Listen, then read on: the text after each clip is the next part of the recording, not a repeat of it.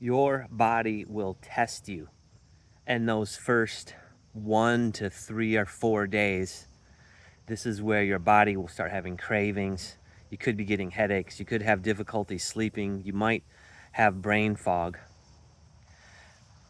In case you guys don't know who I am, a lot of you seem to know who I am from my previous quit. My name is Eric Walker, and I live in Kalamazoo, Michigan. And I created this channel initially to document a 90-day weed quit, and it was tremendously successful. I went on to go about 120 days, and through that experience I wound up adopting a completely different attitude about my ability to stop smoking weed, and just my overall attitude and relationship with weed in general. So here I am in this next iteration. I'm focused on 30 days of not smoking weed. And the premise here is not necessarily so much about quitting weed per se. It's about making a small promise to myself and following through on that promise, because A, keeping promises to yourself, keeping your word to yourself builds confidence. And B, keeping your word to yourself, becoming a man of your word to yourself. Of course, you're a man of your word to other people, but how about yourself? That is also the foundation for these bigger promises and these bigger commitments that you make. And here we are on day 3 of this 30-day quit. And usually, if you have been smoking every single day, by day 3, you're going through it. You've got the cravings, you might have headaches, you might have brain fog, you might have difficulty sleeping.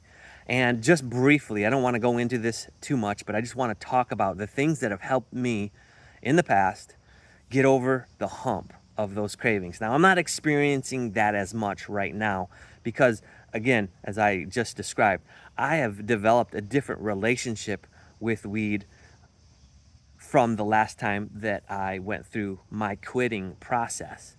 But I say this, what helped me is walking a lot. Walking at the bookends of your day. First thing in the morning, last thing in the evening. If you can, getting a very good night's sleep. So just prepare for sleep. In bed by 9, 9:30 or 10. Up are usually around 6, 6:30 or 7. So setting that foundation, eating right, preparing your own meals, avoiding fast food. These are things that really help me. And then getting into the gym. And if you don't have a gym to go to, just doing 100 push-ups, 100 air squats, pull-ups, those kinds of things on a daily basis really help me get out the grrr. Anxiousness is something that I still deal with, not necessarily because of the weed, but when something's on my mind, and I have things on my mind right now, I want to express it and I want to get it out immediately. I want instant gratification with communicating my problems or trying to solve the problems. And like quitting weed, it's a process. And you can't always get that immediate gratification. I mean, after all, that's probably why some of us are smoking in the first place, is because it brings immediate relief. And so understanding that is important. That leads me to talk about the next thing, and that is your comments are gold. I really appreciate a few of you names that I've seen from before and I'm seeing again now, and thank you so much for following this process, for watching these videos, for reaching out by commenting. And by the way, some of you from before, I gave away my phone number and you've texted me, and I want to say thank you. That means so much to me. And if you're going through it and you need to reach out to somebody, I am here. Area code 269-389-9801. I won't be your pen pal, but I certainly will touch bases with you, and I appreciate when you reach out. So what I wanted to say, and I saw this in the comments yesterday, this person basically was saying, hey, what's going on? You know, you're going on a quit again. You weren't able to quit before. I need to point this out. There is a different mindset from I'm going to quit for 30 days or I'm going to quit for 120 days compared to I'm going to quit forever.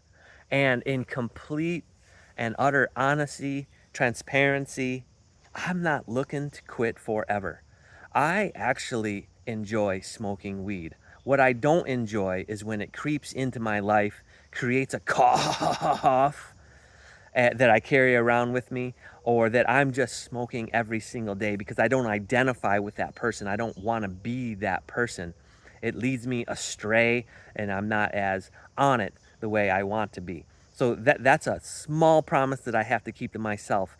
And managing it is very difficult. So we know that that's hard. So sometimes it is intrusive into my life.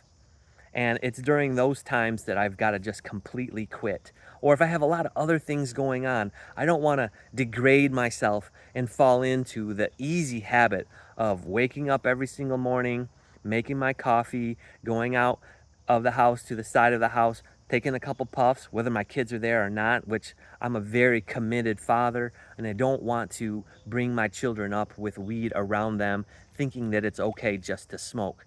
That's just me. I'm not trying to impose my values on you. So, the mentality between quitting temporarily and quitting forever is much different. I would say that if you're going to be quitting forever, do not count your days. And one of the commenters and or somebody who texted me made this point, and I think it's a very good point, very poignant to note that if you're trying to quit forever, don't count the days because it potentially reinforces your relationship with weed. This same person also noted that, and I just want to pass this along to you. There's a resource called The Easy Way to Quit Cannabis by Alan Carr. The Easy Way to Quit Cannabis by Alan Carr. Go ahead and look it up. If you were looking to quit forever because you just want to banish it from your life, then you might want to look into this. Me, I'm not necessarily looking to banish it from my life. I do feel that there are occasions, just like, last year, I didn't count, but if I were to guess, I probably had 12 beers in all of 2024. Well, if I smoke one time per month, I'm okay with that. If there is an occasion, and I'll give you an example. I have a friend who does the gardening for these local coffee shops, and they have beautiful grounds. And he's a good buddy of mine, and I see him. I know him from the greenhouse industry where I work as a commercial greenhouse grower. I manage operations and shipping.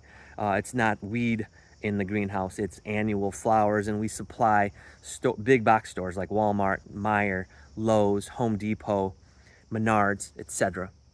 And he used to work with us, and now he's doing his independent thing, and he's a burner. We used to burn all the time. And so whenever I see him, it's like, hey man, how you doing? And we might take a little drive, take a couple puffs. And so I don't necessarily want to change that. I also recognize that I might see him. If I saw him tomorrow, I'd be like, hey man, peace out, I'm off right now. And so there is a power component of being able to say no.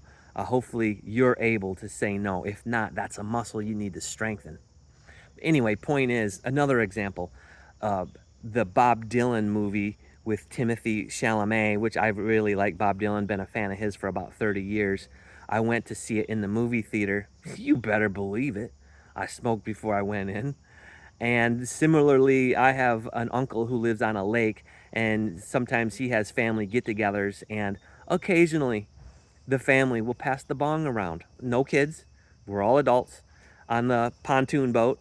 That's fun. That's connective. I don't want to miss out on that. I enjoy that. That's a good buzz. So, just like we all have our place for it, or you want to banish it forever. And I just want you to know that you should be really clear in distinguishing that. Now, some people might disagree with this mentality. Um, Other people don't disagree and can follow that successfully. Now, I'm not always successful with it. I have to really be on top of it. So I just wanted to share with you that differential between the forever quit and the temporary quit. Now, right now, I'm on a temporary quit, and the theme is all about keeping a small promise to myself. Right now, I need to do this. If you watch day 2, you kind of understand the bigger picture of why. But Right now, I need to make this small promise to myself. I need to develop the best habits over the next 30 days and just reinforce the really good person that I know I am and the positive self-esteem that I have, and not degrade myself or fall into bad habits that are going to be harder to crawl out from. All right. Well, again, if you don't know me, my name is Eric Walker, and this is my YouTube channel that I occasionally post to. I rebranded it. Well, I don't know if I rebranded it, but now I'm calling it the Weed Journal, and that's exactly what it is. It's a journal, sort of my life as told through the lens of smoking or not smoking weed. Thanks for watching. Please leave a comment.